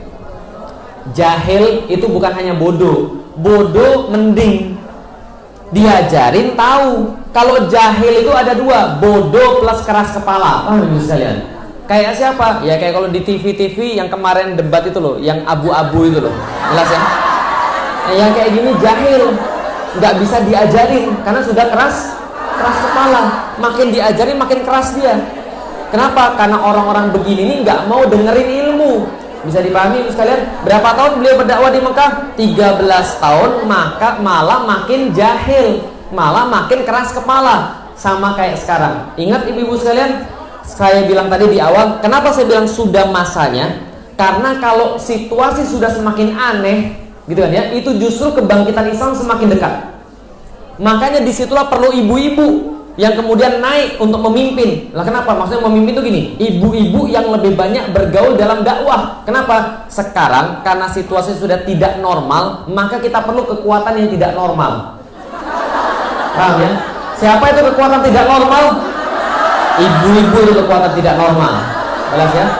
Loh, kok bisa gitu Ustaz? Iya, ibu-ibu itu tidak logis. Ibu-ibu itu apa namanya? Ibu-ibu itu irasional. Nah itu the power of mak-mak itu tidak rasional. Kenapa bisa gitu? Bayangin, itu ibu-ibu naik motor, sen sebelah kanan, beloknya kiri. Dan ketika tabrakan dia yang marah. Dia bilang ini, saya tuh ngasih sen kanan supaya kamu ke kanan, karena saya mau ke kiri. Kan ibu begitu. Lah, tadi barusan saya kan sudah bilang, saya nggak usah dikawal. Lah kenapa? Karena nanti kalau dikawal nanti malah rame. Lah betul. Tapi teman-teman FPI, oh kami mau ngawal, nggak apa-apa. Ngawal dari depan perumahan. Sudahlah kawalan FPI di depan, keren gitu kan ya. Ada ibu-ibu lewat, nggak mau minggir bahkan. Dan FPI yang ngalah. Itu tandanya ibu-ibu satu itu udah bisa bubar pengawalan FPI. Paham ibu sekalian? Ini serius. Dan ada penelitiannya, saya nggak cuma asal ngomong, ada penelitiannya. Penelitiannya sudah saya tulis di dalam buku saya. Di dalam buku saya judulnya Art of Dakwah. Saya kasih penelitian bahwa mulai tahun 2007, 2011 kalau di Indonesia, dunia dikuasai oleh ibu-ibu. Serius, ini nggak main-main ini. Karena kenapa? Karena dunianya sosial media, dan dunia sosial media itu yang menguasai siapa? Ibu-ibu. Jadi kalau melawan ibu-ibu, kelar urusan lo gitu ya, kelar hidup lo gitu. Lah kenapa? Ibu-ibu kalau nggak mau masak itu habis bapak-bapak. Itu ibu-ibu kalau sudah ngerengut habis bapak-bapak. Kenapa? Ibu-ibu selalu benar kok. Ibu-ibu nanya, saya sudah kurusan belum? Nah itu kalau saya nggak akan jawab. Karena ini jebakan, banyak sekali jebakan. Kalau kita bilang, oh istri saya tanya, saya sudah kurusan belum? Saya nggak jawab. Langsung saya arahkan yang lain. Karena kalau saya jawab ini, oh Umi sudah kurusan, Abi bohong. Kalau saya bilang, Umi masih gendut, Abi jahat. Ngomongnya salah kalau kita gitu. Oke, balik lagi pada Rasulullah. Jadi 13 tahun Rasulullah Shallallahu Alaihi Wasallam berdakwah di Mekah, yang ada orangnya malah tambah keras kepala. Karena tanda-tanda Islam bangkit itu adalah lebih banyak orang keras kepala. Orang ngerti agama tapi justru nggak mau bela agama, gitu kan ya. Orang sorbannya gede tapi ngamuk-ngamuk. Ada orang kemudian beragama Islam, dia diserai urusan agama malah belain LGBT, kayak gitu-gitu. Ini kayak gini-gini nih, ini tanda-tanda kebangkitan Islam. Bisa dipahami ibu sekalian. Nah, sama kayak orang-orang kafir Quraisy, ketika dibacain Al-Quran sampai 13 tahun, bayangin, guru terbaik di dunia ini Rasulullah. Paham ya? Sehebat-hebat Felix Xiao, sehebat-hebat Abdul Somad misalnya, banyak banget kalau Ustaz Abdul Somad isi 50.000, 60.000 orang, 100.000, 200.000, bahkan sejuta orang datang. Sehebat-hebat beliau nggak bisa menyaingi Rasulullah. Rasul itu guru terbaik, nggak hanya guru terbaik, kurikulum terbaik. Kurikulumnya apa? Al-Quran langsung. Tapi guru terbaik yang ngajar, kurikulum terbaik yang diajarin, tapi masih mandek sama orang-orang ini. 13 tahun dibacain Quran, bayangkan. Makanya yang terakhir-terakhir diturunin, termasuk yang terakhir-terakhir diturunin sebelum hijrah ke Madinah adalah surat Ar-Rahman. Ar-Rahman bagus nggak? Bagus. Kira-kira kalau bagus menurut ibu, itu surat ditujukan pada orang yang kafir atau orang yang beriman? Beriman atau kafir? Salah. Kan sudah saya bilang, itu 13 tahun berdakwah makin jahil. Maka ketika makin jahil itu diturunkan surat Ar-Rahman. Tapi bagi kita bagus kan? Bagus bagi kita yang baca orang beriman. Tapi bagi orang-orang yang tidak beriman, surat itu kerasnya minta ampun. Ar-Rahman, 'allamal Qur'an, khalaqal insan. Yang kita paling ingat dalam surat Ar-Rahman apa? Berapa kali diulangi? 31 kali diulangi. Ada nggak ayat yang sebanyak itu diulangi di dalam Al-Quran? Kenapa ayat itu banyak diulangi di dalam Al-Quran? Karena diturunkan pada orang super keras kepala kuadrat. Jelas? Artinya gini, lihat ya, orang keras kepala itu dipanggil sekali nggak nyaut. Betul kan ya? Dipanggil sekali nggak nyaut. Contoh, anak-anak kita itu kalau lagi main cukup panggil sekali? Enggak. Di rumah saya tuh itu ada anak-anak tertua laki-laki saya. Anak pertama saya perempuan, anak kedua laki-laki. Panggilannya Koko. Koko makan, nggak ada jawaban. Koko makan, nggak ada jawaban. Koko makan, nggak ada jawaban. Koko. Lah karena orang yang lagi asik dengan sesuatu itu nggak bisa dipanggil sekali. Lah ini orang-orang keras kepala dipanggil berapa kali? Saking keras kepalanya 31 kali dipanggil oleh Allah. Fabi ayyi ala'i rabbikuma tukadziban. Kenapa? Ini orang sudah sampai penghinaannya dengan penghinaan paling tinggi. Kenapa? 13 tahun dibacain Al-Quran, mereka bilang, udahlah Muhammad, udahlah berhentilah ngomong Al-Quran. Kami ini sudah bosan dengar Al-Quran. Sudahlah berhentilah ngomong Al-Quran. Gak ada ayat yang lain apa? Cuma gitu-gitu aja. Datengin dong ayat yang lain. Kamu bilang hari kiamat ada, datengin sampelnya. Kamu bilang malaikat ada, mana kami mau lihat kelaminnya laki-laki atau perempuan. Kamu bilang surga dan neraka ada, sampelnya dong. Allah tunjukin ke sini. Kasar banget mereka. Dan bahkan mereka menghina Nabi Muhammad berkali-kali. Nasabnya dihina, orangnya dihina. Bayangkan, dalam penghinaan mereka yang paling parah itu, apa yang Allah buka suratnya? Ar-Rahman. Allah masih sayang sama kalian. Allah maha kasih pada kalian. Yang sudah menyakiti Nabi Muhammad, yang sudah menyakiti kekasihnya Nabi, tapi Allah masih katakan Ar-Rahman. Ayo siapa yang mau bertobat lagi? Kami masih buka pintu taubat. Dipanggil 31 kali pada orang-orang itu, nggak ada yang mau taubat. Setelah Ar-Rahman nggak ada yang mau taubat, maka surat berikutnya yang keluar adalah Qul ya ayyuhal Sekali itulah Allah menurunkan surat yang langsung ngomong, sudah, kalian gak usah diomongin lagi. Keras betul kalian itu, gak ada lagi jalan buat kalian. Kenapa? Kalian sudah diomongin 13 tahun masih gak mau taubat juga. Qul ya ayyuhal kafirun. Katakan wahai Muhammad, ya ayyuhal kafirun. Tidak lagi pakai ya qaumi, wahai kaumku, wahai kaumku, wahai orang-orangku. Enggak, langsung dipanggil ya ayyuhal. Karena sudah parah. Kenapa parah? Karena sudah mulai mau campur-campur aduk. Kenapa turun surat Al-Kafirun? Nih ceritanya. Ada orang Quraisy sudah stres dengan Nabi Muhammad, cara apapun gak mampu. Dikasih cewek, gak bisa. Kasih harta, gak bisa. Apalagi dikasih kedudukan, gak mau. Gitu kan ya, dikasih apa, gak mau. Akhirnya dia bilang gini, ya sudah, ginilah Nabi Muhammad, gini aja. Aku punya saran. Aku tahu sih Tuhanmu dan Tuhan kita beda, tapi kita coba samakan aja. Setahun kamu nyembah Tuhan saya, setahun saya sembah Tuhan kamu.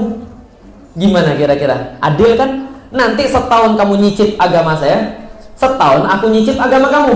Kalau Rasul mikir, wah ini bagus ini, nanti dia kan jadi tahu Islam, tapi kita harus kompromi, harus kemudian saling. Kira-kira Rasul mau atau tidak? Yang jawab bukan Allah, yang jawab bukan Rasul, yang jawab Allah. Qul ya ayyuhal kafirun la a'budu ma ta'budun wala antum 'abiduna ma a'bud wala ana 'abidun ma 'abadtum wala antum 'abiduna ma a'bud lakum dinukum. Pas saya ngafalin surat ini, saya bingung kenapa harus diulang-ulang, nggak cukup sekali. Kenapa harus bolak-balik? Kamu tidak menyembah, kami tidak menyembah apa yang kamu sembah, dan kamu tidak menyembah apa yang kami sembah, dan kami tidak menyembah apa yang kamu sembah. Kenapa bolak-balik? Karena ayat ini turun karena mereka minta bolak-balik juga. Paham Mbak maksudnya? Jadi kamu sembah Tuhan saya setahun, kami sembah Tuhan kamu setahun. Kalau Allah tidak main seperti itu, Tuhan itu satu. Kenapa tidak? Rugi di kita, enak di dia. Kok bisa gitu? Tuhan mereka ada 300. Lah tambah satu nggak ada masalah. Tuhan kita cuma satu. Tambah satu masalah besar kalian. Maka akidah kita diuji di situ. Nggak mau. Lalu turun kul ya ayyuhal. Setelah turun ayat itu, berlepas Rasul daripada orang-orang jahiliyah Mekah, lantas beliau hijrah ke Madinah. Nah, inilah kemudian yang baru ketika hijrah ke Madinah, perbedaannya terjadi. Lihat ya, 23 tahun di Mekah, 10 tahun di Madinah. Beda nggak antara orang Mekah dan Madinah? Beda. Yang sudah pernah pergi umroh, lebih ramah orang Mekah atau lebih ramah orang Madinah? Madinah. Betul begitu? Apalagi pas ditawar-tawaran dagang ya. Itu orang orang Mekah, itu kalau kita tawar, itu kalau kita nggak jadi beli, bakhil ente. Pelit Anda itu. Kenapa? Karena mereka orang-orang keras. Mekah itu orang-orang dagang. Orang dagang itu keras, mau enggak. Itu orang Mekah, kerasnya luar biasa. Orang Madinah petani, Bu. Petani itu ngurusin tanaman, sabar, nungguin panen, nyiyangin, hatinya lembut orang-orang Madinah. Bedanya apa lagi? Orang Mekah kerjaannya dagang dan menyembah berhala, sedangkan orang Madinah kerjaannya bertani dan tetanggaan sama orang Yahudi. Dan orang Yahudi adalah orang-orang tahu agama. Maka ketika mereka bertetangga, minimal mereka tahu dikit-dikit tentang agama. Contoh, Yahudi itu kerjanya berantem terus. Memang dari dulu Yahudi itu memang begitu. Kerjaannya adalah membuat orang berantem. Dan kalau sudah berantem sama orang Arab, orang Yahudi bilang gini, tunggu loh, nanti loh. Kalau kami sudah datang Nabi lagi, kami habisin kalian. Jadi orang-orang Arab loh, jadi kalian sedang menanti Nabi nih? Iya, kami menanti Nabi. Karena setelah Isa, 600 tahun gak ada Nabi. Kenapa 600 tahun gak ada Nabi? Kerjaannya Yahudi sendiri. Tiap kali datang Nabi dibunuhin sama mereka. Datang Nabi dibunuhin lagi sama mereka. Mereka lihat Nabi, gak suka, dibunuhin lagi sama mereka. Maka Allah hukum mereka dengan Nabi ditahan 600 tahun. Bayangkan, ditahan berapa lama Nabi? 600 tahun gak diutus pada mereka. Padahal sebelum mereka datang terus Nabi. Tiap kali meninggal ada yang gantiin. Tiap kali meninggal ada yang gantiin.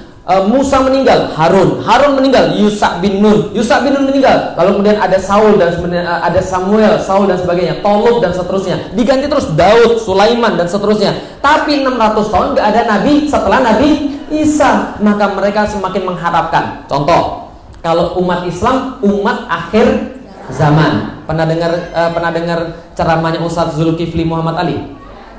Pernah, tentang akhir zaman. Ngeri nggak? Teman saya itu ada yang nggak mau keluar 2 hari gara-gara dengar ceramah itu. Saking ngerinya dia dengan akhir zaman. Karena kita itu memang umat akhir zaman, banyak belajar tentang hari kiamat, kan gitu kan ya. Tapi orang Yahudi bukan umat akhir zaman, mereka umat yang menanti Nabi. Jadi kalau kita umat akhir zaman, kita kan senantiasa dikaji akhir zaman. Tapi mereka ini 600 tahun kajiannya yang paling banyak adalah tentang bagaimana ciri-ciri Nabi yang nanti akan muncul lagi. Paham teman-teman sekalian? Bagaimana ciri-ciri Nabi akhir zaman, bukan akhir zamannya, tapi Nabi akhir zaman. Bayangkan, 600 tahun kajiannya semuanya tentang ciri-ciri Nabi. Jadi Yahudi itu apal betul ciri-ciri Nabi. Wajahnya kayak apa, alisnya kayak apa, tanda-tanda kenabiannya kayak apa, postur badannya kayak apa, lahirnya di mana, namanya siapa. Semua orang Yahudi paham semuanya dengan itu. Coba bayangkan, 600 tahun ngaji tentang ciri-ciri Nabi setelah Isa. Setelah 600 tahun, tiba-tiba hijrah Nabi Muhammad ke situ, jamaahnya kaget. Waduh, ini yang di kajian kita, ini orangnya ini. Bener, bener matanya, alisnya, rambutnya, badannya, tanda-tandanya, lahirnya di tempat ini. Oh, ini orangnya ini. Langsung dia lapor pada ustadz-ustadznya Yahudi itu. Namanya Rabi kalau ustadznya Yahudi. Namanya siapa? Rabi, kami dapat orangnya itu, kami punya orang itu. Namanya siapa? Muhammad. Coba lihat, Rabinya, bener ini orangnya. Tapi orang Yahudi itu gitu, dia nggak mau ngakui Nabi Muhammad. Kenapa? Bukan keturunan Ishak, nggak mau mereka. Ini Ismail, nggak mau saya. Lantas mereka langsung bikin sebuah pengumuman, Muhammad bukan Nabi. Zaman sekarang kalau anak-anak online langsung buat di YouTube 27 alasan kenapa Muhammad bukan Nabi. Nah, jadi langsung diingkari, langsung diadakan pengajian, Muhammad bukan Nabi. Tapi Nabi Muhammad tidak baper, Nabi Muhammad tidak stres, tetap berdakwah pada mereka. Apa dakwanya? Nih yang saya tulis. Pada awal-awal hijrah dari Mekah ke Madinah, Rasul nggak pernah membedakan antara agama Islam dan agama Yahudi. Bahkan semuanya sama semuanya. Contoh, Nabi Muhammad sholatnya kemana? Kiblatnya di mana waktu itu? Al-Aqsa. Orang-orang Yahudi sholat atau tidak? Sholatnya kemana? Al-Aqsa. Jadi Yahudi ngeliat, oh sholatnya sama, berarti dia adik kelas kita, gitu kan ya. Tapi nggak ngakui saya, kamu ikut-ikut saya aja sholatnya. Dan Nabi Muhammad ketika sholat ke arah Al-Aqsa itu berat dia, sangat berat sekali. Kenapa? Pas masih di Mekah, Rasul itu kalau sholat dia ngadep Ka'bah sekaligus ngadep ke Al-Aqsa. Jadi segaris, Ka'bah, Al-Aqsa ngadepnya segaris. Kayak begini nih kira-kira nih. Nah, jadi Nabi Muhammad itu kalau pas lagi di Mekah, dia sholatnya di sini. Karena ngadepnya ke Ka'bah sekaligus ngadep ke Al-Aqsa. Tapi pas sudah pindah ke Madinah, nggak bisa ngadep dua-duanya. Karena saling bertolak belakang. Kalau dia ngadep ke Al-Aqsa, munggungin Ka'bah. Kalau dia ngadep Ka'bah, munggungin Al-Aqsa. Sedangkan Allah minta sholatnya ngadep Al-Aqsa, dia harus munggungin Ka'bah. Kenapa? Dia sedih banget. Ya Allah, dalam hati dia nggak pernah ngomong. Ini Rasulullah hebatnya ya. Dia punya permintaan, dalam hatinya membuncah, tapi dia nggak pernah mau ngomong pada Allah. Kenapa? Malu dia ngomong sama Allah.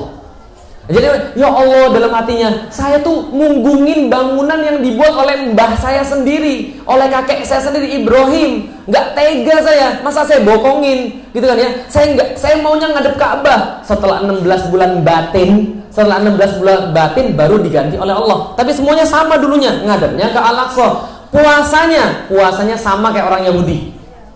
Lihat di dalam Al-Quran, yang semua hafal, ya ayyuhalladzina amanu kutiba alaikumus syiyam kama kutiba alal ladzina min qablikum. Ya wahai orang-orang yang beriman, puasalah seperti puasanya orang-orang yang zaman dahulu itu siapa? Yahudi. Puasa Yahudi itu 3 hari setiap bulan, tanggal 14, tanggal 15, tanggal 16 Komariah, ketika lagi bulan purnama, yang sekarang kita kenal dengan puasa Ayyamul Bid. Itu puasanya orang Yahudi. Paham ya? Jadi kita dulu puasa ikut mereka puasa 3 hari juga. Bedanya apa? Puasanya Yahudi nggak boleh makan, nggak boleh minum, nggak boleh ngomong, nggak boleh berhubungan sama istri. Itu puasanya Yahudi. Orang-orang Muslim nggak puasanya, tapi harinya sama, 3 hari setiap bulannya. Orang-orang Yahudi puasa Asyura, kita puasa Asyura. Karena kata Rasulullah, kalau dia puasa Asyura untuk memperingati Nabi Musa, kita lebih layak memperingati Nabi Musa. Maka kita puasa Asyura juga. Ada bedanya? Enggak. Perintah dalam Al-Quran sama. Orang-orang Yahudi, ya Bani Israel, banyak nggak ayat itu di dalam Al-Quran? ya Bani Israil kuru nikmatallahi alaikum, dan seterusnya. Wahai orang-orang Bani Israel, ingat nikmat Allah. Dan apa yang Allah suruh? Wasta'inu bisabri wassalah. Oke, Bani Israel, minta tolong pada Allah dengan sabar dan salat. Berikutnya Allah minta pada orang muslim, ya ayyuhalladzina amanu ista'inu bisabri wassalah. Wahai orang beriman, minta tolong pada Allah dengan sabar dan salat. Sama enggak perintahnya? Sama, nggak ada yang beda. Supaya apa? Menyadarkan pada orang Yahudi bahwa kita ini tidak beda dengan mereka, bahwa agama kita dan agama nenek moyang mereka sama.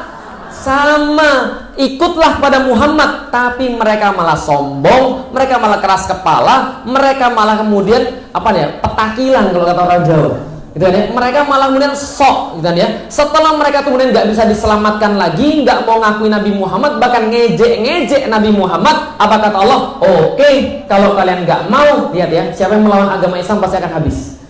Oke, kalau kalian nggak mau dengan Nabi Muhammad, kami sekarang utamakan Nabi Muhammad. Oke, status Anda sebagai umat terbaik bagi orang Bani Israel sekarang pindah pada Muhammad. Gimana caranya? Allah ganti kiblatnya. 16 tahun ganti kiblatnya. Tiba-tiba itu pas salat Allahu Akbar, para sahabat lagi salat. Itu sahabatnya yang lewat, bro, kiblat sudah ganti bro, langsung ganti Allahu Akbar.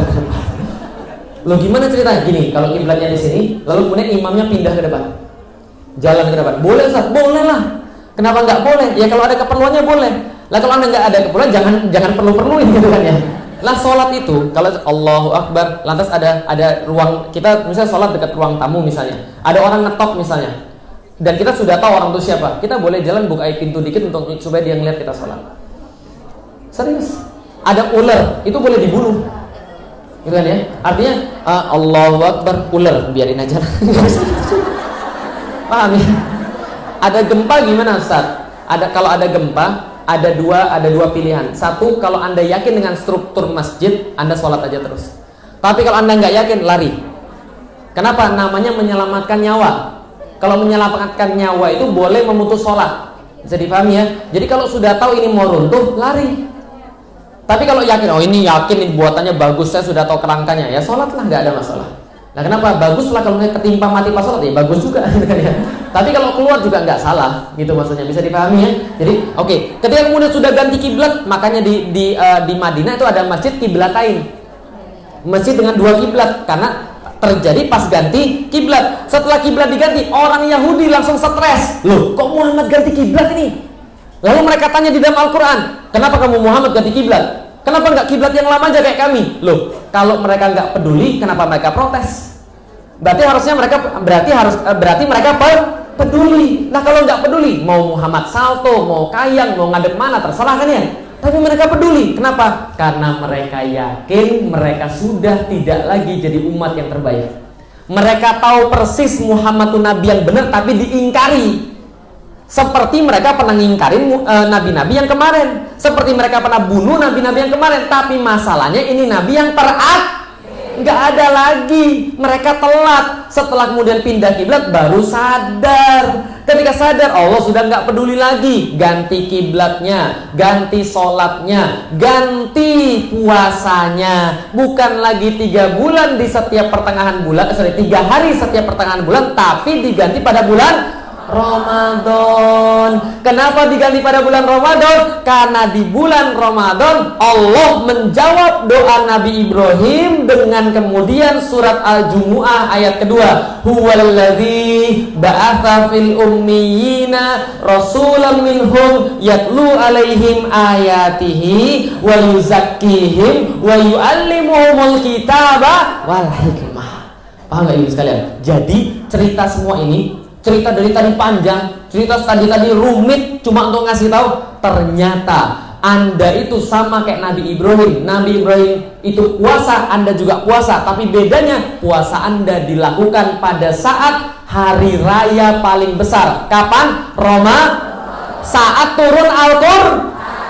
Karena ketika turun Al-Quran, doa ribuan tahun di atas itu kejawab, ibu-ibu sekalian. Ngeri nggak? Ini doa ribuan tahun ini. Di mana kemudian Ibrahim berdoa, ya Allah, turunkan satu orang untuk ngurusin seluruh manusia di dunia, ya Allah, yang pegang, yang paling hebat, pegang ayat-ayatmu, Al-Quran dan As-Sunnah, untuk menyampaikan seluruh manusia agar mereka dapat hikmah. Ya Allah, satu orang ini siapa ya Allah? Setelah ribuan tahun, Nabi Muhammad orangnya. Dan datangnya bawa Al-Quran yang kemudian yang paling bagus, yang paling hebat. Turunnya kapan? Inna anzalnahu fi. Kenapa itulah Al-Quran kemudian turun di Ramadan? Maka Ramadan jadi hari raya buat kita. Maka Ramadan itu seluruhnya adalah hari raya buat kita. Kenapa? Karena dia turun Al-Quran yang menyebabkan terjadinya perubahan besar di dunia ini. Karena doa ribuan tahun akhirnya terjawab. Ya Allah, kita kadang-kadang nggak ngerti ini kemudian sepenting ini. Lailatul Qadar itu loh, itu semua Masya Allah. Coba bayangin ibu-ibu sekalian, ini doa ribuan tahun munculnya ke sini. Lailatul Qadar tanggal berapa? Nggak ada yang tahu. Oke, turunnya Al-Quran kapan? 17 Ramadan atau Lailatul Qadar? Ayo loh. 17 Ramadan atau Lailatul Qadar? Katanya Lailatul Qadar tadi. 17 Ramadan Lailatul Qadar? Jawabannya dua-duanya. Oke, di mana bedanya? Perhatikan baik-baik. Makanya kalau ngaji insya Allah tahu, dan kita akan tahu hebatnya hari itu kayak apa. Nih, turunnya Al-Quran 2 kali. Pertama dari Lauhul Mahfuz. Kok Lauhul Mahfuz, Ustaz? Coba baca surat Al-Buruj. Di situ ada fi lauhim mahfuz. Al-Quran itu adanya di Lauhul Mahfuz. Nah, setelah Lauhul Mahfuz itu kemudian Allah turunkan berat satu Al-Quran dari Lauhul Mahfuz ke langit dunia, Baitul Izzah. Itu kemudian dari Lauhul Mahfuz diturunkan ke langit dunia. Kapan kejadiannya? Inna anzalnahu fi lailatul qadar. Turunnya pada saat Lailatul Qadar, berat satu Al-Quran dari kemudian Lauhul Mahfuz menuju langit dunia atau Baitul Izzah dalam bahasanya para ulama. Dari langit dunia turunlah satu persatu kepada Nabi Muhammad sedikit demi sedikit secara bertahap selama 23 tahun. Jadi pertama turunnya berat langsung satu malam. Lalu kemudian turun lagi berapa? Bertahap-tahap selama berapa tahun? 23 tahun, dimulai dari Iqra bismi rabbikal ladzi khalaq sampai yang terakhir dimulai 17 Ramadan. Bisa dipahami Ibu sekalian? Jadi dua-duanya itu Lailatul Qadar. Dua-duanya itu adalah nuzul Quran. Bedanya satu nuzul berat, satunya lagi sedikit demi sedikit. Tapi dua-duanya sama pentingnya, khususnya Lailatul Qadar. Kenapa? Lailatul Qadar itu yang merubah hidup seluruh manusia. Perhatikan, seluruh materi tadi boleh dilupakan. Kalau mau dilupakan, boleh dilupakan. Tapi jangan lupa yang mau saya katakan dari sekarang. Nih, perhatikan baik-baik. Ibu-ibu sekalian, dunia itu sudah 7.000 tahun. Dunia ini usianya sudah 7.000 tahun. Peradaban demi peradaban berganti. Orang demi orang naik dan turun. Negara demi negara ada yang lahir, ada yang mati. Dunia ini 7.000 tahun lamanya. Tapi nuzul Quran pada saat Lailatul Qadar itu kita nggak tahu kapan, karena 10 malam yang terakhir itu ketika turun itu cuma 1 malam turunnya. 1 malam turunnya. Tapi turun 1 malam dibandingkan dengan panjangnya peradaban manusia yang berapa ribu tahun tadi?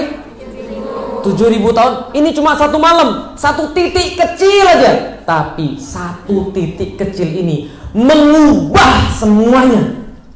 Mengubah seluruh manusia, mengubah seluruh peradaban, mengubah dalam waktu yang permanen dan jangka waktu yang lama sekali. Dan itu terjadi pada saat nuzul Lailatul Qadar. Bisa dipahami sekalian?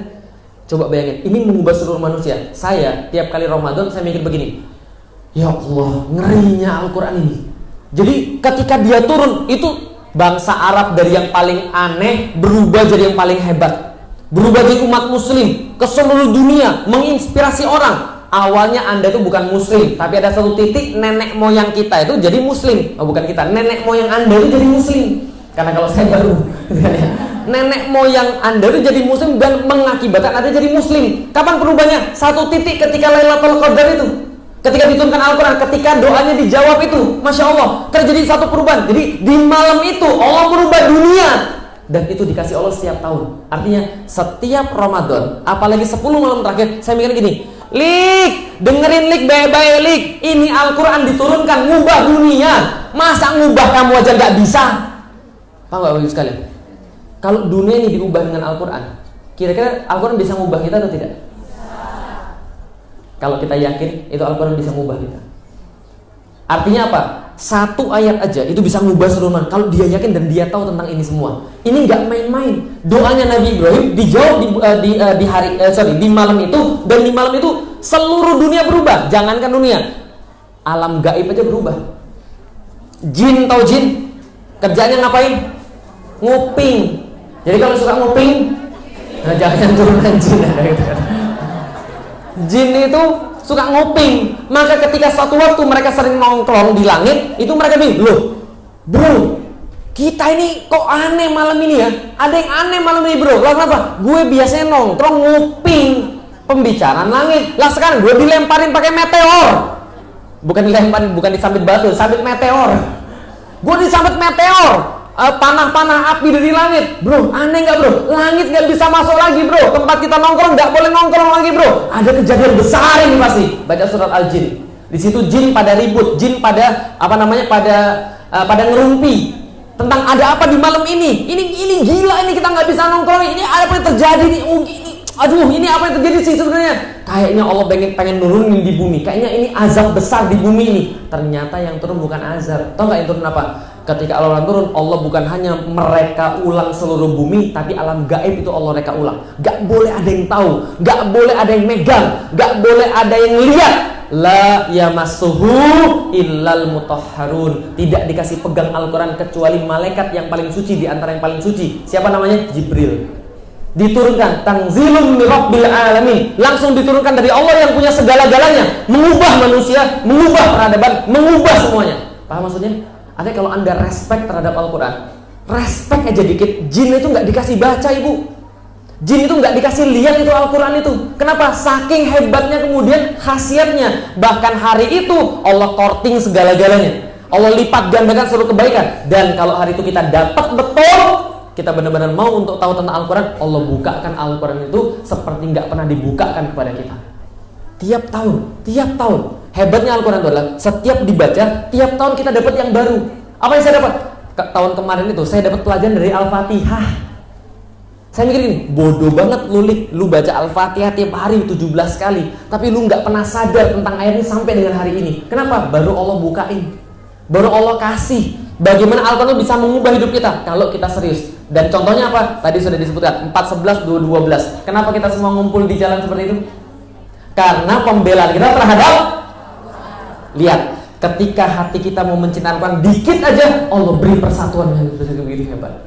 Kita mau cintai Al-Quran dikit aja, Allah bukakan kemudian segala-galanya. Apalagi kalau kita semua mau mencintai Al-Quran, mau menerapkan Al-Quran, kira-kira kalau negeri ini dekat sama Al-Quran, kira-kira gimana?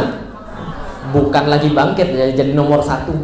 Nah itu kita pengen. Yang kita pengen itu adalah Islam diterapkan di Indonesia, kan gitu ya. Tapi ada yang nggak pengen, makanya kita dituduh sama mereka sebagai intoleransi, anti keberagaman, ekstremis, teroris, ta'ayakumis dan sebagainya. Karena baru tumbuh aja. Nah, ini kemudian Al-Quran dan kebangkitan. Bisa dipahami ibu sekalian? Oke, baik. Berarti itu tugasnya sudah selesai. Artinya, ibu-ibu sekalian, kalau kita benar-benar serius untuk memahami Al-Quran, kalau anak-anak kita serius untuk memahami Al-Quran, yakin Al-Quran tidak mungkin menyengsarakan orang, tidak mungkin bohong. Lihat ibu-ibu sekalian, perhatikan terakhir, tidak ada yang ditempeli Al-Quran kecuali naik derajatnya. Betul nggak? Betul nggak? Lihat nih. Bulan ada berapa? 12. Apa aja? Januari, Februari itu bulan Samsiah. Bulan Islam. Muharram, Safar, Rabiul Awal, Rabiul Tsani dan sebagainya. Ada 12 kan ya? Ada 12. Oke, mati lagi. Minum lagi. Oh, sudah ternyata. Baik. Yang terakhir ibu-ibu sekalian, tidak ada yang ditempeli oleh Al-Quran kecuali derajatnya naik. Bulan ada berapa? 12. Yang paling istimewa apa? Kenapa Ramadan istimewa? Jelas ya? Jadi Ramadan itu bukan puasa ya. Jadi tolong perbaiki di kepala kita, Ramadan bukan puasa, tapi Ramadan adalah Apa bedanya? Gini, seringkali saya tanya sama jamaah, ibu-ibu, bapak-bapak, Ramadan itu dekat dengan apa? Puasa. Pantes aja bawaannya Ramadan stres semua. Karena yang kepikirannya puasa, gitu maksudnya. Yang aduh puasa lagi, aduh berkurang makannya, makanya stres. Karena dipikirin Ramadan sama dengan puasa. Padahal di dalam Al-Quran Ramadan tidak pernah dilengketkan dengan puasa. Satu-satunya kata Ramadan itu ada di dalam surat Al-Baqarah yang sudah kita hafal itu. Syahrul Ramadan alladzi unzila fihi. Cuma satu, Ramadan itu bulan Al-Quran. Ramadan itu turunnya Al-Quran. Hari raya. Kalau sudah hari raya, Ramadan awal, Masya Allah, Ramadan Al-Quran, selamat datang Ramadan, apalagi yang mau Allah kasih pada saya? Nah, jadinya bagus. Karena bukan mikirin puasa itu cuma bonus. Bisa dipahami ibu sekalian. Karena saking kita kemudian, ya Allah, ayo datang, kapan lagi datang, ayo datang, kapan lagi? Allah bukakan ilmu Al-Quran sebanyak ini, ayo lagi, kapan lagi? Saking kita seriusnya sama Al-Quran, sampai lupa makan, itu maksudnya puasa. Paham maksudnya? Saking seriusnya sama Al-Quran, saking seriusnya sama kebaikan, kita lupa makan. Itu maksudnya. Kalau gitu ringan insya Allah Ramadan kita. Karena Ramadan itu adalah Al-Quran. 12 bulan Ramadan ketempelan Al-Quran, naik derajatnya dibandingkan bulan-bulan yang lain. Lihat lagi, nabi-nabi ada berapa? Nabi dan Rasul 25 nabi dan Rasul. Satu ketempelan Al-Quran. Siapa namanya? Nabi Muhammad sallallahu alaihi wasallam, langsung jadi sayyidu anbiya, langsung jadi pemimpin daripada para nabi. Apalagi misalnya lihat para malaikat jumlahnya banyak nggak? Banyak. Satu disuruh bawa Al-Quran. Siapa namanya?